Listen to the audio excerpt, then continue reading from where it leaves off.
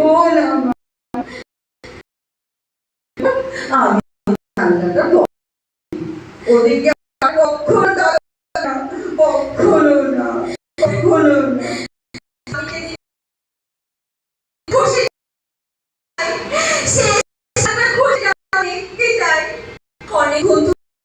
অনেকক্ষণ ধরে আমাকে ওই জানলাটার কাছে বসে অপেক্ষা করতে হবে, দেখতে হবে পাতা খসার মুহূর্তগুলো।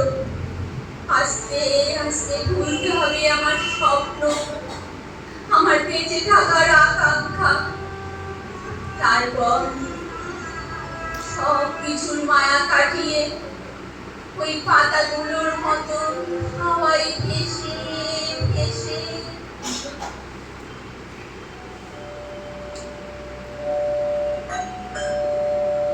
এত রাতে কে এলো এখন? আরে প্রসন্ন রাজে, আসুন আসুন। নিপা, নিপা, তোর মাস্টার মশাই এসেছেন। কি ব্যাপার? শুনলাম খুব অসুস্থ হয়ে পড়েছ।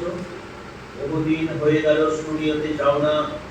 কাঞ্চনী বলছিল তুমি অসুস্থ। কি হয়েছে কি তোমার? নিউমোনিয়া। আমি আর বাঁচবো না প্রসন্নদা, আমি আর বাঁচবো না। দূর, এই রোগে কেউ মারা যায়? বেঁচে থেকেই বাকি হবে বলুন, বেঁচে থেকেই বাকি হবে।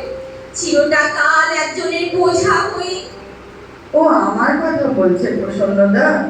আচ্ছা প্রসন্নদা, আপনি বলুন তো, আমি কি কোনো কষ্ট বই নিয়ে বেড়াচ্ছি?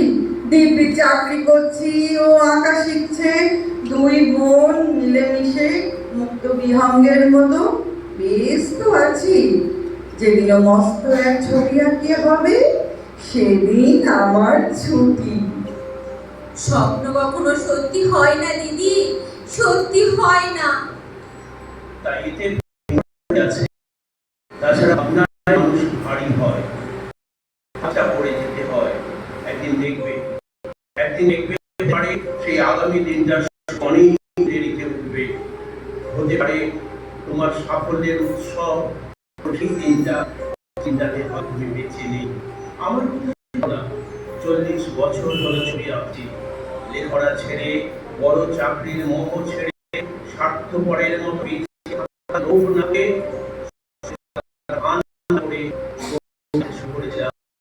কেউ বলেছিল কেউ বলেছিল অবিবেচক, আবার কেউ বা অপূর্মণ্ড।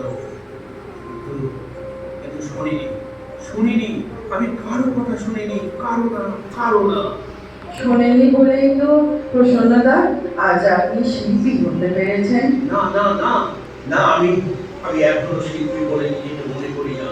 আজ পর্যন্ত আমি এমন কিছু সৃষ্টি করতে পারিনি যা অমর। এরান ভাইটাল, মাইকেলেঞ্জেলো, দা ভিঞ্চি, রাফায়েল, রাদা, পিকাসো, এদের কথা ভাবো তো। এদের ভাবনায় যে সৃষ্টি হয়েছে তা জীবন থেকে কত দামি। অনুভূতির কোন সূক্ষ্ম স্তরে যে এদের অবস্থান, এটাই তো এরান ভাইটাল। আর আমি পেটের দায়ে, খিদের দায়ে জীবন থেকে এত দামি হয়ে উঠল, এত স্পষ্ট হয়ে উঠল যে জানি না, জানি না আমি কবে মহাশিলার সৃষ্টি হয়ে উঠলাম। তখন শুধু আঁকা, বইয়ের পরিচ্ছদ আঁকি, টাকা, কখনো কারো মডেল, টাকা, কখনো প্রোফাইল, কখনো কাপড়ের ডিজাইন, ফিল্মের পোস্টার। নেমে গেছি আমি, কোথায় নেমে গেছি। বিশ্বাস করো, বিশ্বাস করো, নিজেকে শিল্পী বলতে লজ্জা করো। আজ পর্যন্ত জীবনে একটা, অন্তত একটা ছবি থাকবে যেটা শ্রেষ্ঠ। তুমি আমল করে দেখো, দেখো ওটা মহান প্রসন্ন করেছে ছবি। বড়রা বড়রা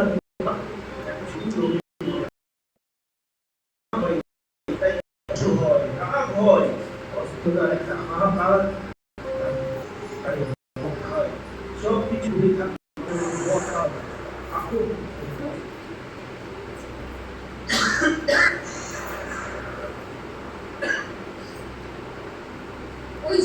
ওই যে একটা কথা বসে বলে দিদি,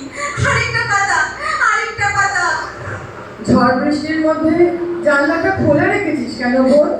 বন্ধ কর, ঠান্ডা হাওয়ায়। তার মানে আর 3টে পাতা আছে, আর 3টে পাতা আছে দিদি। শেষ পাতা খসার সময় হয়ে এসেছে, শেষ পাতা খসার সময় হয়ে এসেছে দিদি। আর আমার জীবনের নিপা কি সব বলছে? এসব কি বলছো নিপা? কি বলছো? যা বলছি ঠিকই বলছি প্রসন্নদা, ঠিকই বলছি। ওই আইভিলতার গাছের শেষ পাতাটা যখন খসে পড়ে যাবে, তখন আমিও। দেখবেন প্রসন্নদা, দেখবেন আমার মন বলছে, ভিতর থেকে ও যেন ডাক দিচ্ছে, বলছে নিপা, নিপা তুমি কি পাগল হয়ে গেলে? তুমি কি পাগল হয়ে গেলে? একটা গাছের পাতা খসে পড়ার সঙ্গে একজন মানুষের জীবনের কি কোনো যোগাযোগ থাকে না থাকতে পারে? এসব তোমার উদ্ভট কল্পনা, মনের দুর্বলতা, এক ধরনের কুসংস্কার। ওষুধপত্র খাও, ভালো খাদ্য খাও, মনকে শক্ত করো, দেখবে রোগ শরীর ছেড়ে পালাচ্ছে, তারপর সুস্থ হয়ে উঠে। আমি তো পারিনি, তুমি চেষ্টা করে দেখো। একটা একটা মাত্র ছবি থাকবে, যেটা হবে তোমার জীবনের একমাত্র শ্রেষ্ঠ এবং মহান সৃষ্টি। তুমি বিশ্রাম করো, তুমি বিশ্রাম করো নিপা, মন থেকে